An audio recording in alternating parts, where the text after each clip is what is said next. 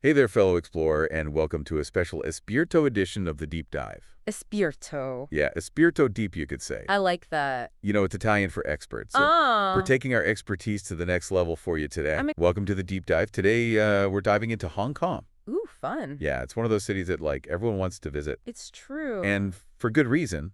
It made the top 10 travel destinations this year in 2023. Oh, wow.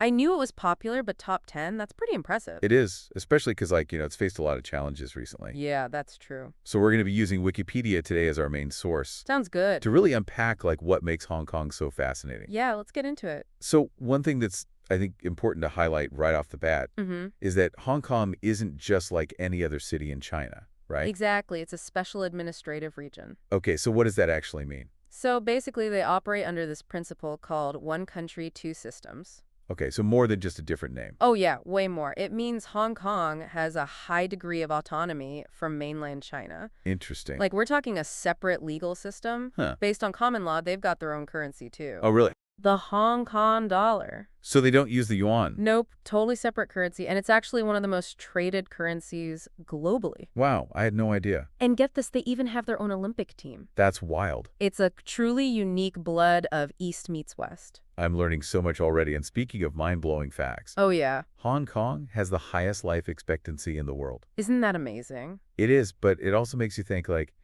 how? Because it's also the fourth most densely populated region on Earth. That is a head scratcher, right? Like, you've got Japan right up there with them in terms of longevity, but Mm. it makes you wonder, what are the secrets to a long life in such a bustling environment? Right? Maybe it has something to do with their public transport system because they have the highest rate of public transit use anywhere in the world. Yeah, I can only imagine those trains and buses must be packed. Oh, absolutely. But, they've got some pretty innovative solutions for that, the mid-levels escalator. Oh yeah, I've seen pictures. It's the longest outdoor covered escalator system in the world. It's iconic. Right? It's like this symbol of how Hong Kong just figures things out, Yeah. even with all those people. So let's shift gears a bit and talk about the economic side of things. Okay, sure. We all know that Hong Kong is a global financial powerhouse. Oh, yeah. But how did they get there? It wasn't always this way, right? Yeah, that's a great point. It's been quite a journey for them. While manufacturing has declined, they've really transformed themselves into this major service hub, Interesting. particularly for shipping and logistics. Huh. Actually, they've got the busiest airport for international cargo traffic. Wow. Which makes sense when you consider that Hong Kong imports over 90% of its food. Oh, that's right. I read that. Yeah, it's like a global crossroads. Exactly. Speaking of global crossroads, tourism plays a huge role in their economy, too. Well, right? for sure, it makes up about 5% of their GDP. Wow. And get this, they've actually become the most popular city in China for tourists. Even more than Macau. Even more than Macau. That's incredible. It really is like a comeback story because, they were hit pretty hard by COVID and a bunch of other factors in recent years. Yeah, they were really struggling for a while there, and they even gave away 500,000 free airline tickets Yeah, I remember that. to try and get people to come back. That's dedication. Yeah, it is, and it's working. For sure. But, beyond all the impressive numbers and economic stuff, Mm. what I find really captivating about Hong Kong is, the culture. Yeah, it's such a blend. You've got Cantonese and English, right? Mhm. Traditional Chinese characters. Hmm.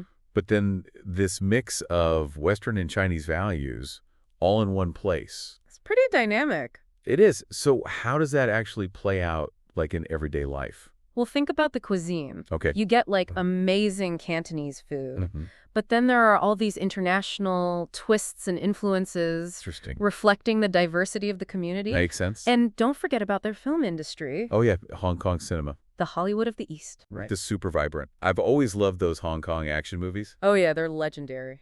But before we, dive into, the whole history of how this city came to be, Okay. I think it's worth acknowledging that Hong Kong's story isn't, all sunshine and roses. Yeah. There have been some pretty big challenges in recent years, right? Definitely some significant developments that have impacted the city and its people in big ways. So let's rewind a bit and explore how Hong Kong became the global hub it is today. All right, let's do it. I'm ready for a history lesson. Buckle up, it's a wild ride. So before the 1840s, Hong Kong was basically just a quiet area with fishing and farming villages. Yeah, pretty much, but then everything changed with the Opium Wars. Right, this is when it became a British colony, but How did a war over opium lead to like such a big shift in power? Well, it's a long story, but the short version is the Qing dynasty, which ruled China at the time, lost the First Opium War to Britain, Hmm. and they were forced to cede Hong Kong Island as a result.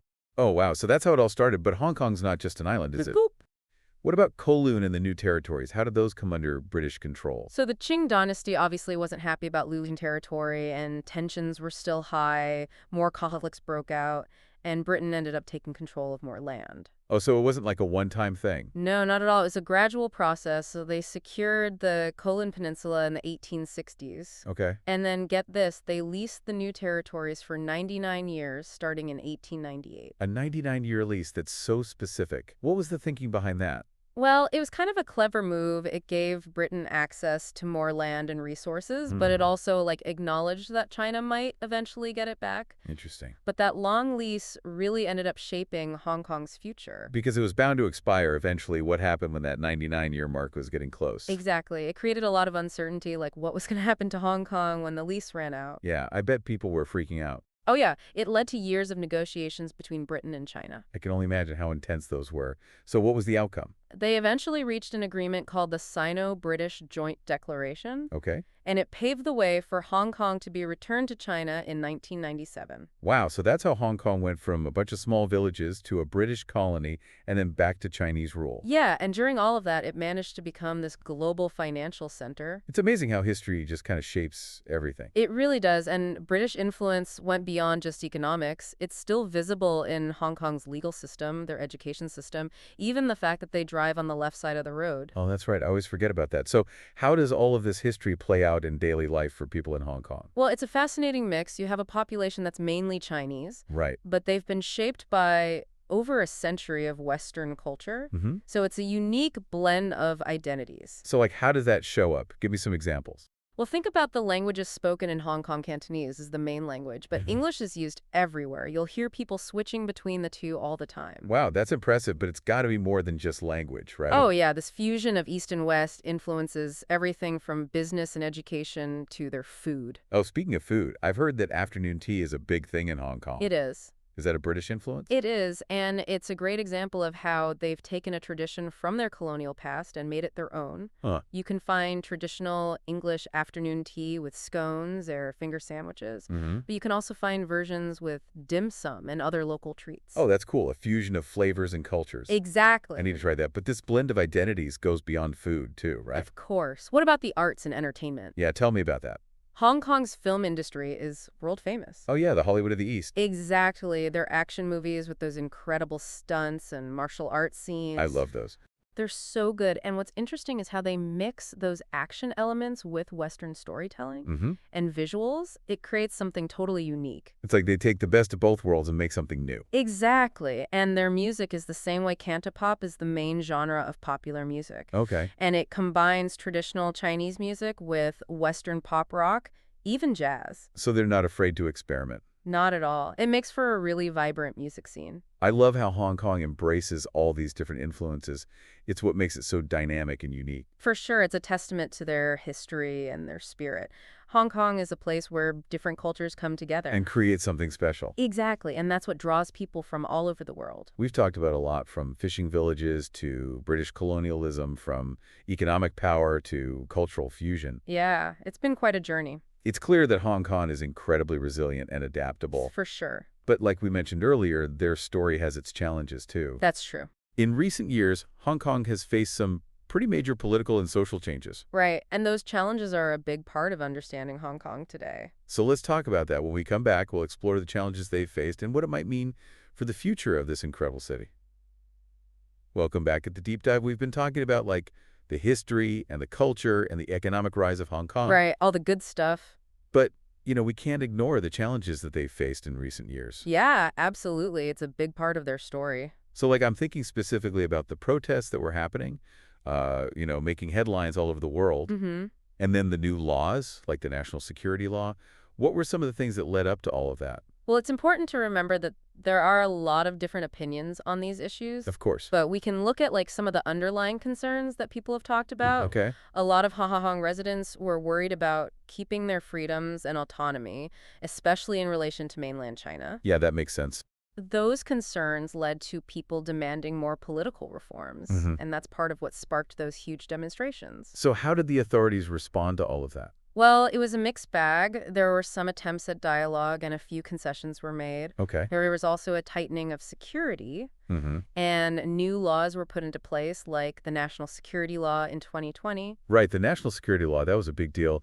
It got a lot of attention internationally. It did. It was a controversial move, for sure. So what was the point of that law? Like, what was it trying to do? The stated goal was to address issues of like succession, subversion, terrorism, and collusion with foreign forces. So basically anything that could threaten China's authority. Basically, some people saw it as necessary to keep things stable, Okay. but others were worried about its impact on civil liberties and freedoms. So sort of a polarizing issue. Definitely strong feelings on both sides. So how did all of this affect daily life in Hong Kong? It's been a tough time for the city and its residents. There's been a lot of worry about the potential impact on things like free speech, academic freedom, and even Hong Kong's reputation as a global business hub. Yeah, you need stability for businesses to thrive. Exactly. This uncertainty has made some investors and businesses hesitant about putting money into Hong Kong. Right. They don't want to risk it if things are unpredictable. Exactly. It's a situation that's still developing. We don't know what the long-term consequences will be. So where does this leave Hong Kong? What does the future hold for them? That's the million-dollar question, isn't it? It's impossible to say, for sure. Of course. But Hong Kong has always been adaptable and resilient. That's true. They've been through a lot. Their people are known for their entrepreneurial spirit, their hard work, and their ability to deal with tough situations. So maybe they can pull through this too. It's possible. It depends on a lot of factors. Like what? Political developments, of course, the economy, the global situation, and maybe most importantly, the people of Hong Kong themselves. Yeah, if they're determined to make things work. Exactly. Well, this has been a really eye-opening deep dive into Hong Kong. It has been. It's an incredible city with a complex story, Yeah, it's hard to put it in the box. and its future is uncertain. For sure. But its mix of East and West, its economic power, and the resilience of its people will keep the world watching. Absolutely. So we'll leave you with this.